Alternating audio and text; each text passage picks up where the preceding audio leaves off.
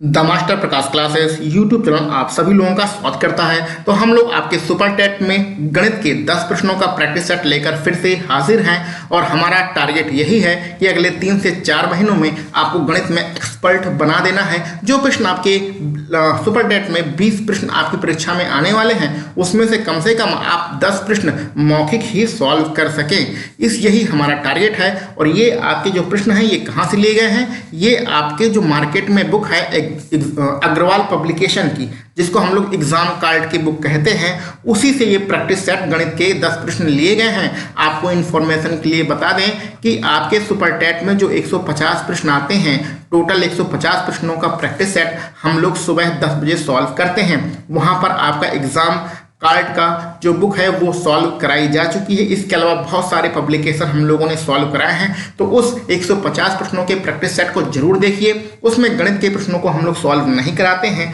और उसी के प्रैक्टिस सेट को यहाँ पर हम लेकर उपस्थित हैं। ठीक है, बहुत सारी इन्फॉर्मेशन हो गई। अब स्टार्ट करते हैं आज के अपने प्रश्न को।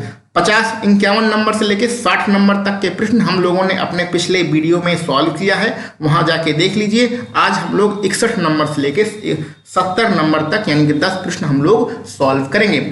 टारगेट बिल्कुल ध्यान में रखिएगा भैया, आपको 10 प्रश्न मौखिक ही लगाना है परीक्षा में। अगले 3 से 4 महीने में आप इस प्रकार से अपनी तैयारी बना लीजिए।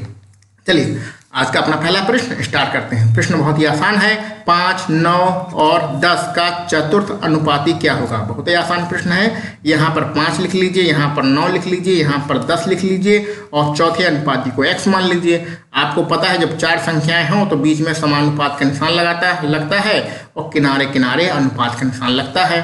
अब आपको यह भी पता होना चाहिए कि जो पहली और आखिरी वाली संख्या है इसका गुणा कर देते हैं, उसके बराबर में ये बीच वाली संख्याओं गुणा कर देते हैं। यानी 5 गुणा किस में होगा? x में होगा। और बीच वाली संख्या 9 का गुणा किस में होगा? 10 में होगा। इसको सॉल्व कर लेते हैं, x का मान आ जाएगा।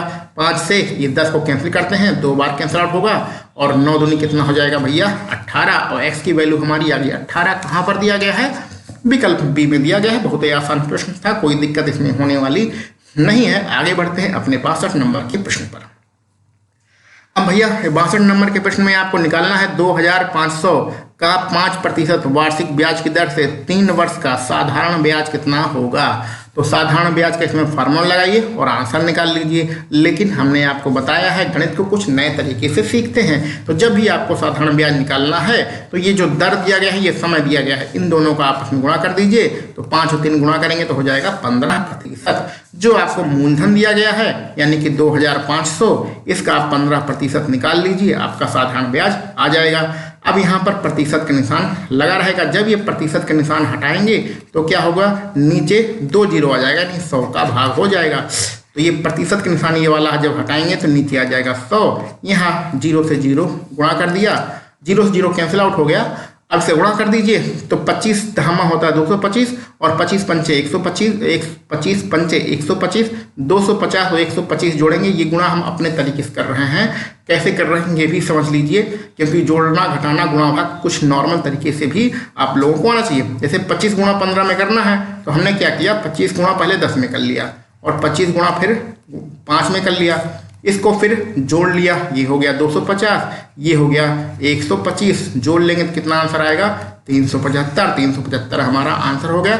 यानी कि ये जो थोड़े बहुत गुणा भाग होते हैं आप मौखिक ही करने की कोशिश करिए। आप बने रहिए, 3-4 महीने साथ में बने रहिए, सब कुछ आपको सिखा दिया जाएगा। आपको चिंता करने की कोई भी आवश्यकता नहीं है। आगे बढ़ते हैं 3 नंबर के प्रश्न पर। उस वर्ग का, हमें वर्ग का क्षेत्रफल निकालना है, इस चीज को विशेष रूप से ध्यान रखिएगा, जिसके विकर्ण की माप 6 मीटर है। तो विकर्ण कितना दिया गया है भैया? आपका 6 मीटर।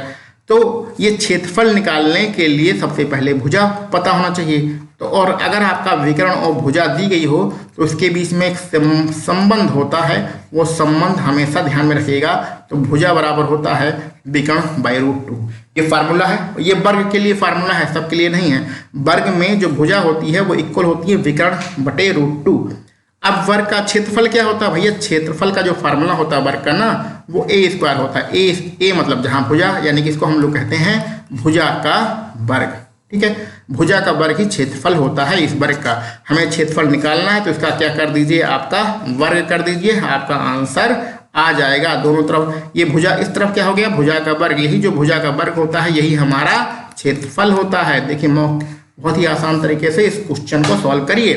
तो यही जो भुजा का वर्ग किया ये हमारा क्षेत्रफल हो गया। अब इस तरफ भी वर्ग कर दिया।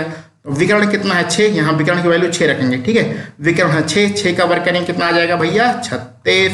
√2 का वर्ग करेंगे कितना आ जाएगा भैया 2 का 36 में भाग देंगे कितना आएगा 18। कहाँ है 18, ऑप्शन नंबर ए है। तो विकल्प पहला हमारा बिल्कुल सही रहेगा। तो इस तरीके से आपको बहुत ही शॉर्ट तरीके से प्रश्नों को सॉल्व करते हुए चलना है। आगे 64 नंबर का प्रश्न भी हमारा आसान है, ज़्यादा कठिन प्रश्न नहीं है। 12 पेन और 9 पेंसिलों का कुल मूल्य 339 है। पहले इसको लिख लेते हैं। 12 पेन है हमारे पास, ठीक है, और प्लस क्या है 9 पेंसिल। 9 पेंसिल, इसका मूल्य कितना है 339 रुपया है, ठीक है। आपको निकालना क्या है 4 पेन और 3 पेंसिल, इसका मूल्य निकालना है। अब अगर आप कक्षा 7 की बातें याद आ रही हों तो इस प्रकार के जब सवाल दिए रहते हैं तो हम लोग समीकरण निकालते हैं, समीकरण बनाते हैं और पेन इस पेन को क्या मानते हैं x, इस पेंसिल को मानते हैं y, एक्स वाई के फॉर्मेट में समीकरण बनाते हैं, फिर उसे सॉल्व करते हैं, फिर हमारा एक्स वाई का मान आता है, फिर हमारा आंसर आता है। बहुत लंबी चौड़ी कैलकुलेशन करनी पड़ती है, लेकिन यहाँ पर आपको ऐसा नहीं करना है। एग्जामिनर आपके दिमाग का परीक्षण कर रहा है कि आपका दिमाग कितना तेज चलता है। आपको निकालना क्या है 4 पेन, 1 मिनट कलर चेंज करते हैं तब आपको समझाते हैं। भैया आपको निकालना है ये 4 पेन और 3 पेंसिल का मूल्य। तो जो हमें दिया है जरा ध्यान से देखिए, अगर इसमें 3 गुणा कर दें, इसमें 3 गुणा कर दें और इसमें 3 गुणा कर दें तो 3 गुणा कर देंगे तो हमारा 4 पेन आ जाएगा ना, कोई दिक्कत नहीं है। यहाँ 3 गुणा करेंगे तो ये हमारा 3 पेंसिल आ जाएगा, ठीक है। जो निकालना है वही अपने आप आ रहा है, कुछ करना नहीं है। यहाँ 3 गुणा करेंगे तो 113 आ जाएगा। तो 4 पेन और 3 पेंसिल का आपको कीमत निकालना था जो कि 113 रुपये आ गया। यानी कि यहाँ पर आपको कुछ नहीं करना है, सिर्फ 3 का भाग ही करना था, समीकरण बनाने की कोई आवश्यकता नहीं है। एग्जाम में इसी प्रकार के प्रश्न आते हैं, ऑप्शन बी आपका बिल्कुल सही रहेगा। इसी प्रकार के प्रश्न का मतलब होता है कि बहुत सारे ऐसे प्रश्न होते हैं जो हमें बहुत कठिन लगते हैं। हम सोचते हैं ये तो बहुत ही कठिन है, लेकिन वास्तव में कठिन नहीं होता है, वास्तव में वो बहुत ही आसान होता है। हम उसको बहुत ही आसान तरीके से सॉल्व कर सकते हैं, ठीक है भैया। कोई दिक्कत हो तो आगे बताइएगा। आगे बढ़ते हैं अपने 65 नंबर के प्रश्न पर। एक वृत्त की त्रिज्या 10 सेंटीमीटर है और वृत्त की जीवा, अच्छा जीवा की बात करें तो भैया ये जो जीवा हुआ की बात होती है ना भैया, इसमें आपको चित्र बनाना ही पड़ेगा। तो ये वृत्त कोई अच्छा तो नहीं बना है, लेकिन चलो ठीक है, जैसा भी बना है अपना वृत्त है, क्या करना है। ये इसकी जीवा हो गई, समझने के लिए बना रहा है, कोई यहाँ पर डायग्राम तो रखा नहीं है। ये इसकी जीवा हो गई, जो जीवा कितनी दी गई है 12 सेंटीमीटर। ये यहाँ से लेकर यहाँ तक की है जीवा। केंद्र से जब इस पर लंब डालते हैं तो जीवा आधी हो जाती है, इस चीज़ का विशेष रूप से ध्यान रखिएगा। ये वाली जो है केंद्र से लेके किनारे तक की दूरी है, ये हमारी त्रिज्या है। त्रिज्या कितनी है 10। अब इसका कलर चेंज करें, नहीं तो यहाँ पर एक ही कलर से सारी चीज़ें हो जाएंगी तो हो जाएगा दिक्कत, ठीक है। 1 मिनट अभी सिलेक्ट हुआ नहीं, हाँ ये हो गई हमारी भैया त्रिज्या 10 सेंटीमीटर। जब हम इस केंद्र से जीवा पर लंब डालते हैं तो जीवा आधी हो जाती है, यानी कि यहाँ से लेकर यहाँ तक आपका हो जाएगा 6 सेंटीमीटर। अब आपको निकालना है ये वाले भुजा का मान निकालना है। लंब जीवा की केंद्र से दूरी क्या होगी, तो जीवा हमारी कितनी है ए बी, इसका नाम लिख देते हैं। चल भाई ए बी नाम लिख दिया, इसको ओ मान लिया। यहाँ पर क्या लिखें, इसको डी मान लो। तो अब हमें ओ डी का मान निकालना है। तो ये बन गया भैया, सब कुछ साफ साफ दिख रहा है, ये भैया बन गया आपका समकोण त्रिभुज।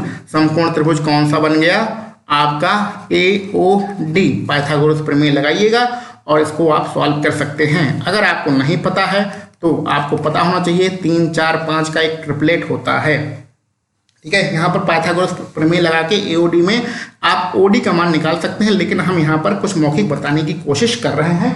1 मिनट रुकिए, पानी पी लेते हैं पहले सॉरी।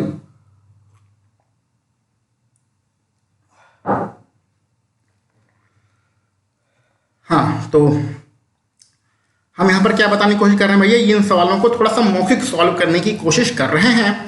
जैसे कि 3 4 5 का ट्रिपलेट होता है। ये ट्रिपलेट आप धीरे धीरे साथ में बने रहिए हमारे साथ 2-3 महीने से, आपको सब हट जाएगा, चिंता करने की कोई आवश्यकता नहीं है। ये 5 जो होता है कर्ण होता है और 3 4 जो भुजाएं होती हैं वो लंब और आधार होती है। तो अगर हम इसका डबल कर दें, अनुपात को डबल कर दें, यानी कि इन सारी भुजाओं को डबल कर दें, तो 5 का डबल करेंगे 10 हो जाएगा और इस 3 का डबल करेंगे कितना 6 हो जाएगा। देखिए ये दिया गया है कर्ण, ये कर्ण है 10, देखिए 10 हमारा आ गया ना, हमारा आधार कितना है 6, देखिए यहाँ पर 6 आ रहा है। तो स्वाभाविक सी बात है जो लंब होगा वो 4 का डबल होगा, 4 का डबल कितना होगा 8 होगा, यानी कि विकल्प सी हमारा बिल्कुल सही होगा। तो ये वाली भुजा हम लोग डायरेक्ट निकाल सकते हैं 8। हमने चित्र बनाया, इसमें आपको कुछ भी नहीं लिखना है, सिर्फ अगर ऐसा सवाल आ जाए, अभी आप नहीं इसको मौखिक कर पा रहे हैं कोई बात नहीं, साथ में बने रहिए 2-3 महीने, इन सारे सवालों को आप मौखिक ही करेंगे। अगर यहाँ पर इस प्रकार का सवाल आ जाए तो चित्र बना के आपको मौखिक ही करना है। ये जो हमने थोड़ा बहुत लिख दिया है ये भी आपको नहीं लिखना है।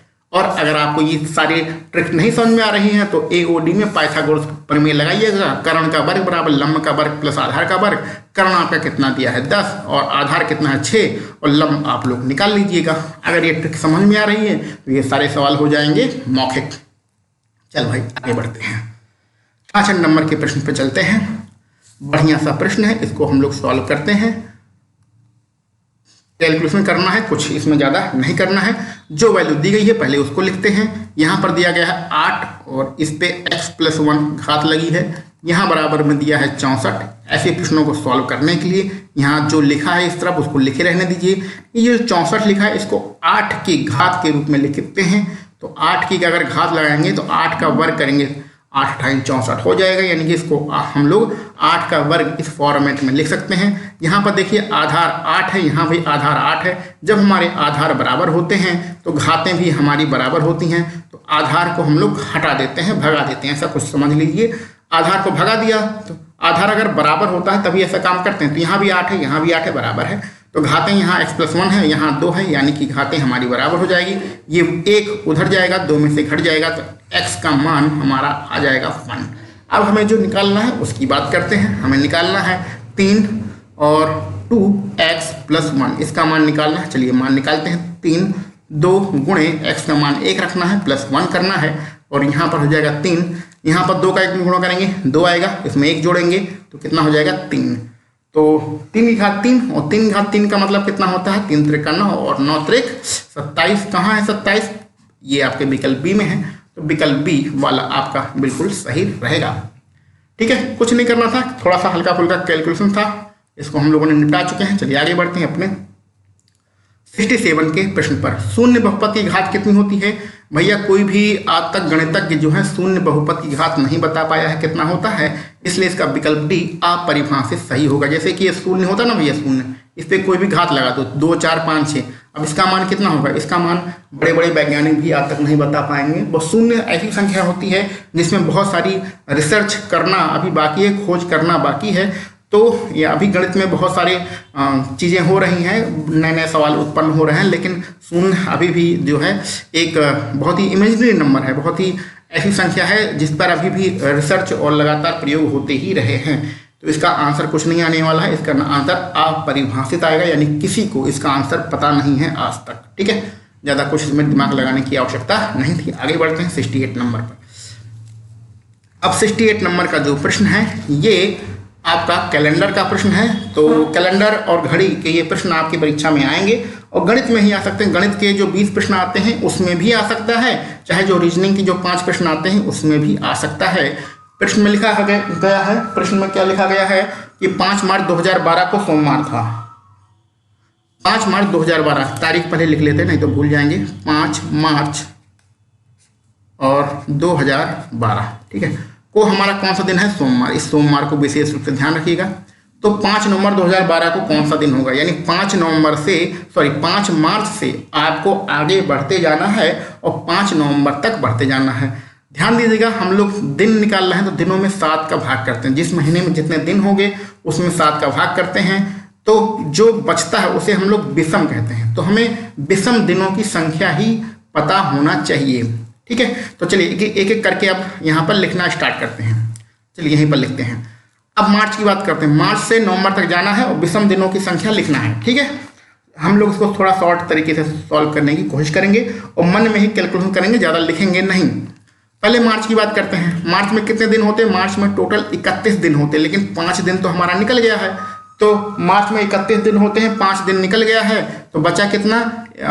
31 में से 5 घटाएंगे तो बचा 26।